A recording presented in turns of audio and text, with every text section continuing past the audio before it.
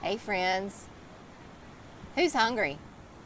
A few weeks ago, my family and I returned from our beach vacation with a cooler full of royal red shrimp. This is one of my favorite ways to prepare them. First, preheat the oven to 375 degrees. Coat a baking pan with a sheet of foil and coat it with cooking spray. Arrange 1 pound of shrimp and about a dozen cherry tomatoes on the sheet. Drizzle with 2 tablespoons of olive oil, then stir the shrimp and tomatoes to coat them with the oil. In a small mixing bowl, add half a teaspoon of kosher salt, half a teaspoon of ground black pepper, half a teaspoon of garlic powder, and half a teaspoon of Italian seasoning. Stir the seasonings until combined, then sprinkle the mixture over the shrimp.